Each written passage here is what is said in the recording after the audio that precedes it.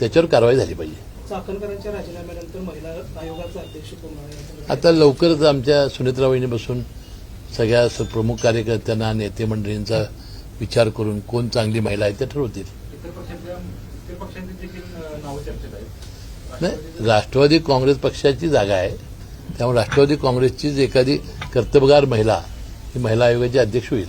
तटकरेंचं चाकणकरांचं राष्ट्रवादी काँग्रेस पक्षाचा एकही आमदार हा अजितदादाचा पक्ष सोडून जाणार नाही. एकही आमदार. आपल्या संजय राऊतांनी आपले खासदार सांभाळावेत, तेच बरेचसे चाललेले आहेत अशा बातम्या आम्ही ऐकलेल्या आहेत. आमचा राष्ट्रवादी काँग्रेस पक्ष एकसंघ आहे आणि सुनेत्रा पवार वहिनींच्या मार्गदर्शनाखाली हा पक्ष यापुढे अतिशय चांगली प्रगती करेल आणि काही छोटे मोठे मतभेद असतील तर आम्ही एकत्र बसून आम्ही संपवू. पण पक्षाच्या घटना बदलण्याबाबत जे काही स्पष्टीकरण सुनेत्राताईंनी मागवलेलं होतं ते जे काही स्पष्टीकरण तटकरे यांनी दिलेलं आहे त्यावर समाधानी सुनेत्राताई नाहीत असं दिसतंय.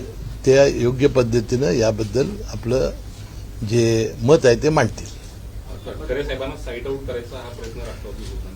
नाही, तो काही दिसणार नाही. पक्ष आम्ही एकसंघ आहोत आणि सगळा राष्ट्रवादी काँग्रेस पक्ष सुनेत्रा वहिनींच्या नेतृत्वाखाली एकसंघपणानं काम करेल. आज संजय पवार यांनी एक वक्तव्य केलं ज्या पद्धतीनं फक्त राष्ट्रवादी काँग्रेस पक्षामध्ये या सगळ्या घटना घडत आहेत.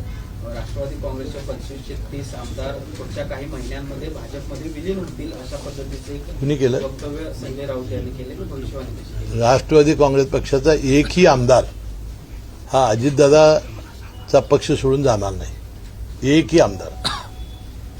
आता वास्तविक आपल्या संजय राऊतांनी आपले खासदार सांभाळावेत, तेच बरेचसे चाललेले आहेत अशा बातम्या आम्ही ऐकलेल्या आहेत. पण ज्या पद्धतीनं परवा तटकरे यांच्या मतदारसंघामध्ये अजित पवारांचा फोटो टाळला गेला किंवा ज्या घटना घडतायत त्यामुळे कुठेतरी तटकरेंच्या बद्दलची नाराजी त्याबद्दल आदित्यताई तटकरे यांनी खुलासा केलेला आहे आणि त्यांनी स्पष्टपणे सांगितलं की स्थानिक पातळीवरचं होतं आणि त्याबद्दलची दिलगिरी त्यांनी व्यक्त केलेली आहे. पण नेहमी अजितदादांच्या दिल्लीच्या दौऱ्यामध्ये तटकरे साहेब दिसायचे, मात्र आज सुनेत्राताई असताना सुद्धा ते मुंबईत आहेत आणि ताई दिल्लीत आहेत. नाही, असं नाही. आता सुनेत्रा वहिनी या राज्यसभेच्या खासदार आहेत. हे कायम असं नव्हतं. त्या खासदार म्हणून त्या गेलेल्या आहेत आणि आता त्या विधानसभेच्या निवडणुका लढवणार असल्यामुळं मला वाटतं सही करण्यासाठी गेल्या आहेत. पण आज संजय राऊतांनी असा देखील आरोप केला की भाजपला हवा असेल म्हणजे भाजपला पाहिजे तसा घटना बदल या सगळ्या पक्षाच्या मध्ये ह्या तटकरे यांनी प्रफुल्ल पटेल यांनी केला भाजपच्या सांगण्यावर. आता मी सांगितलं ना, ह्याच्याबद्दल काहीही अर्थ नाही. सगळा हा गैरसमज आहे आणि लवकरच सुनेत्रा वहिनी याचं आपलं मत मांडतील. म्हणजे कुठेतरी चला आता दुसरा विषय काढू. नाही कुठेतरी सुनेत्रा दुसरा विषय काढू आपण आता. गोकुळची निवडणूक बिनविरोध करण्याच्या दृष्टीनं संचालकांनी हालचाली सुरू केली. ती गाडी कुठेपर्यंत पोहोचली? नाही, संचालक सगळ्या नेत्यांना भेटतायत. त्यांच्या भावना आहेत किंवा निवडणुका बिनविरोध व्हाव्यात. अजून निवडणुकीची मतदार यादीच झाली नाही, तर हे बोलणं हे अतिशय लवकर ठरेल. योग्य वेळेला याच्याबद्दल आपण बोलू. गोकुळच्या ज्या काही नवीन संस्था झालेल्या आहेत त्यांच्या काही संस्थांच्या बद्दल तक्रारी दाखल झाल्या होत्या, त्यानुसार चौकशी समिती देखील नेमली गेलेली आहे. काय याबद्दल?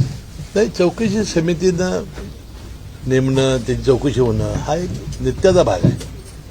त्यामुळे ज्या नवीन सोसायटी आहेत त्याबद्दल योग्य ते आता आज उच्च न्यायालयात सुद्धा तारीख आहे. मला वाटतं लवकरात लवकर उच्च न्यायालय याबद्दलचे दोन्ही सुनावण्या घेऊन योग्य तो निर्णय देतील याची मला खात्री आहे. पण या संस्थांचे सभासद नोंदणी नियमबाह्यपणे झाले अशा पद्धतीने एका बाजूलाही तक्रार असताना विरोधी गटाच्या संचालिका देखील त्यावरून जे नियमबाह्य असतील ते बाहेर जातील, जे नियमात असतील ते मतदान करतील. पण ज्या अधिकाऱ्यांच्याकडे चौकशी आणि या सगळ्या गोष्टी आहेत त्यांची एका रात्री त्या ठिकाणाहून दुसरा अधिकारी नियुक्त केला जातो. तो शासनाच्या मुख्यमंत्र्यांचा हस्तक्षेप आहे का अशा चर्चा? नाही, तो असला तर मुख्यमंत्री हे राज्याचे शेवटचे हे आहेत. आता ह्यामध्ये चेअरमन आहे युतीचाच, सत्ता आहे युतीची. त्यामुळं मुख्यमंत्री महोदय यामध्ये काय करणार नाही असते याची खात्री आहे आम्हाला. या सगळ्या तक्रारी मग अदृश्य शक्ती आहे अशी चर्चा आहे. नाही, ती काय मला माहिती नाही अदृश्य शक्ती कोण आहे. ज्यांनी तुम्हाला हे बोललेलं आहे त्यांच्याकडनं माहिती घ्या. कोल्हापूर शेती उत्पन्न बाजार समितीची सुद्धा चौकशी सुरू आहे. नाही, चौकशी नाही चालू. मी स्वतःच आता तिथं 10 तारखेला चेअरमन निवड आहे आणि तिथं आता सहाय्यक निबंधक हा सचिव यावा असा माझा प्रयत्न आहे. मला वाटतं लवकरात लवकर सचिवच सहाय्यक निबंधक सहकारी संस्था यांना केल्यानंतर बरेचसे प्रश्न सॉल्व्ह होतील असं मला वाटतंय. विद्यमान चेअरमन आपल्याच पक्षाचे होते. कार्यकाळ संपण्याआधी त्यांनी राजीनामा दिला आणि राजीनामा देत असताना कुठेतरी नाराजी देखील नेत्यांच्याबद्दल म्हणजे तुमच्याबद्दल त्यांनी माझ्याबद्दल नाही. मला ते दैवत मानले त्यांनी. नाही, तिथले काहीतरी मतभेद त्यांचे झाले असतील, काय तर झाला असेल, तो भाग वेगळा आहे. परंतु कुठल्याही संस्थेचा कारभार चांगला चालला पाहिजे असा आग्रह आमचा नेतेमंडळीचा असतो. शक्तीपीठ महामार्गाचं रेखांकन पुन्हा एकदा बदलण्यात कोल्हापूर जिल्ह्यातले काही तालुके होते ते बदलून आता शक्तीपीठ महामार्ग पुन्हा एकदा सातारा जिल्ह्यातून जाणार आहे. कसं पाहता याकडे? कारण शक्तीपीठ महामार्गाच्या ज्यावेळेस आपण निवडणूक आहोत त्यावेळेस आपण एक जी आर देखील दाखवलं होता, पण आता सध्याची परिस्थिती बदलली, काय सांगायचं? नाही, यामध्ये जी आर मध्ये माझ्या विधानसभा मतदारसंघातून रस्ता जाणार होता. विधानसभेच्या निवडणुका लागलेल्या होत्या, त्यावेळा तो रस्त्याचं भूमी संपादनाचं आदेश रद्द करण्याचा आपण प्रयत्न केला आणि ते भूमी संपादनाचा आदेश रद्द केलेलं मी नोटिफिकेशन माजी आमदार संजयबा घाडगे यांना दिलं होतं. कारण बराचसाच भाग आमचा त्या कागद तालुक्यातील शेतीचा जात होता. आज मी असं वाचलं की ते अलाइनमेंट बदललेली आहे. ती अलाइनमेंट अजून काय फायनल आहे की नाही मला माहिती नाही, परंतु माझ्या मतदारसंघातून ही अलाइनमेंट आता काढण्यात आलेली आहे. आता राहिला जिल्ह्याच्या बागायती पिकातून गेलेल्या रस्त्याबद्दल त्याची माहिती मी अजून घ्यायची आहे. करवीर, पन्हाळा, शाहूवाडी याचा समावेश असल्याचं बोललं जातं. हे खरंच आहे? तुमच्यावर अशी माहिती आली आहे? नाही, आज सगळ्या प्रसिद्ध माध्यमामध्ये आलेलं आहे की अशी अलाइनमेंट झालेली आहे. अजून काय माझ्यापर्यंत ती माहिती आलेली नाही. GR सुद्धा निघाला alignment. आता तिथल्या शेतकऱ्यांची काय मागणी आहे? आता चंदगडच्या विधानसभेच्या आमदारांनी सांगितलं की आमच्या चंदगडला पाहिजे आहे. अशी काय मागणी आहे विधानसभेच्या तिथल्या सदस्यांची, जनतेची? ते आता अलाइनमेंट झाल्यानंतरच लक्षात येईल आपल्याला. आता बदललेले अलाइनमेंट तुम्ही समर्थन करताय की विरोध करताय? आणि मी असं कुठं म्हटलं? आम्ही आमच्या मतदारसंघातून ते नसावं असा लोकप्रतिनिधी माझा प्रयत्न होता. पण जे बदललेले अलाइनमेंट ज्या तालुक्यात गेले तिथल्याही काही शेतकऱ्यांचा विरोध आहे.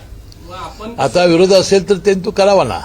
आता माझा लोकप्रतिनिधी म्हणून माझ्या मतदारसंघाची जबाबदारी होती ती पार पाडलेली आहे.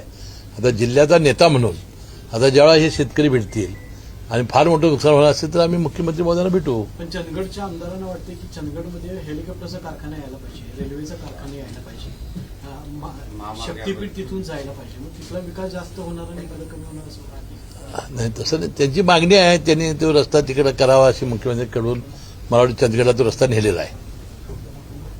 जिरवळ्यांच्या संदर्भातली बैठक होती, त्या बैठकीला आपण उपस्थित होतो. काय पक्षाची भूमिका मी त्या बैठकीला हजर नव्हतो. मुख्यमंत्री महोदयांनी ज्यावेळा स्पष्टीकरण दिलं त्याला मी उपस्थित होतो. मुख्यमंत्री महोदय असं म्हणाले की झिरवळ साहेबांनी मला फोन केला होता, 3-4 व्हिडिओचं एकत्रीकरण करून तोडून मोडून हे दाखवण्यात आलेलं आहे. तर त्यावेळा मुख्यमंत्री म्हणाले की याची सत्यता आम्ही तपासून बघू.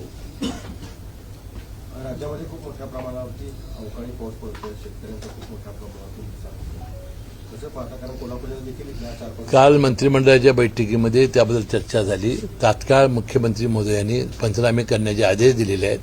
दरवर्षी आपण उन्हाळ्यात बघत असाल की हवामानामध्ये बदल फार मोठ्या प्रमाणात होत आहेत. पाऊस, अवकाळी पाऊस, गारपीट यामुळे शेतकऱ्यांचं नुकसान होतंय आणि ज्या ज्या वेळेला असं नुकसान झालंय त्या त्यावेळेला केंद्र सरकारच्या निकषाप्रमाणे त्यांना प्रचंड भरपाई देण्याचं काम हे सरकारनं केलेलं आहे. आता जिल्हा बँकेची परिस्थिती, आता पीक कर्जमाफीची घोषणा होती जून महिन्यात वगैरे, काय परिस्थिती आहे जिल्हा बँकेची पीक कर्जमाफी संबंधित? आणि आता पीक कर्ज जे आहे ते दरवर्षी आमचे शेतकरी हे प्रामाणिकपणानं भरत असल्यामुळं हे 90, 92, 95% वसुली आहे. त्यामुळे थकबाकीचं प्रमाण आमच्याकडे कमी आहे. परंतु प्रोत्साहनपर जे अनुदान देण्याचा निर्णय शासनाने घेतलेला आहे तो 50,000 रुपये. त्यामुळं आपल्या शेतकऱ्यांना चांगली मदत मिळेल. जिल्ह्यामध्ये जे आता गर्भलिंग निदानचं जे रॅकेट होतं गेल्या आठवड्यात ते दुरुस्त झालं आहे. काय कोल्हापूर जिल्हा आपली पकड आपल्या सगळ्या गोष्टी माहिती आहेत, त्या अधिक अशा पद्धतीने होऊ नये यासाठी काय तुम्ही करता? नाही, आता काय याच्यामध्ये प्रबोधन हा सगळ्यात मार्ग महत्वाचा आहे. आता हे गर्भलिंग निदान का होतंय की मुलगा पाहिजे मुलगी नको. वास्तविक मुली किती चांगल्या आहेत हे अनेक वेळा आता पालकांना सिद्ध झालेलं आहे. खरं मुलगाचा अठ्ठास यामुळे या गोष्टी होत आहेत. वास्तविक आता समाजामध्ये मुली आणि स्त्रिया या किती प्रभावीपणाने काम करतात हे समोर आलेलं आहे आणि आई वडिलाबद्दल जास्तीत जास्त प्रेम हे मुलींनाच असते. मुलांना फार कमी असते. मला वाटतं हे प्रबोधनानं आता आपण लोकांना सांगितण्याची गरज आहे. साहेब, खरं तर या देशामध्ये सोन्याचा धूर निघत होता असे पूर्वज सांगत होते, इतिहासामध्ये नोंद आहे. पण हा धूर इंग्रज आणि मुस्लिमांना बघवत नव्हता असं एक वेगळं स्टेटमेंट चंद्रकांत दादा पाटलांनी कन्हेरी मठावर केलं आहे. या संदर्भात काय होतं तुम्हाला? मी काय ऐकलेलं नाही त्यांचं. मी त्यांचं निवेदन ऐकलेलं नाही. भाषणावर आणि चंद्रकांत दादा पाटील हे मुक्त विद्यापीठ असल्यामुळं. थँक्यू. नाही साहेब, एक प्रश्न आहे. राज्यामध्ये सध्या खरातांचा खूप मोठा प्रश्न पाहायला मिळतो. असं जसे तुम्ही पॉलिटिशियन आहात, नाही, नाही. त्यांची देखील त्याच्यामध्ये नाव आहेत. काय कसं नाही पाहता? नाही, अंधश्रद्धा ह्या कधी वाईटच.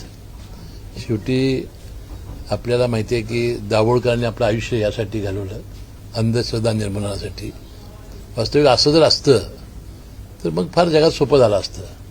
परंतु लोक भावनिक असतात, श्रद्धाळू असतात, कुणावर विश्वास ठेवण्याची त्यांची मानसिकता तयार होते आणि त्यामुळं लोक त्याच्यावर विश्वास ठेवतात आणि अशा गोष्टी धक्कादायक बाहेर येत आहेत की ज्या गोष्टी आता खराताच्या निमित्ताने बाहेर येत आहेत.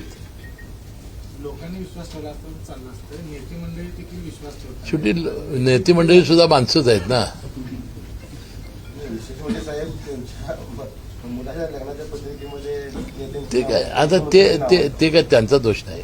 आता आमच्या लग्नात सुद्धा कार्यकर्ते आमची नावं घालतात, तो काय त्यांचा दोष नाही. त्या पत्रिकेत नावं असणं, एखाद्या त्याच्यावर फोटो असणं, ह्याला आपण दोष देत नाही. पण त्यांनी केलेल्या त्यांच्या व्यवहारामध्ये त्याचा सहभाग असणं, विशेषतः महिलांच्या शोषणामध्ये, आर्थिक व्यवहारामध्ये, हे वाईट आहे.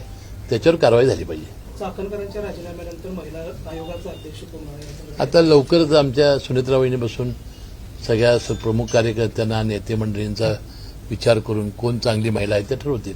इतर पक्षांची देखील नावं चर्चेत आहेत. नाही, राष्ट्रवादी काँग्रेस पक्षाची जागा आहे, त्यामुळे राष्ट्रवादी काँग्रेसचीच एखादी कर्तबगार महिला ही महिला आयोगाची अध्यक्ष होईल.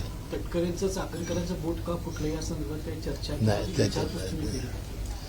त्याने तटकरे साहेबांनी खुलासा केला की बाबा माझं बोट कशामध्ये हे झालं होतं. वास्तविक अशा गोष्टी संबंध लावणं हे फार दुर्दैवी आहे.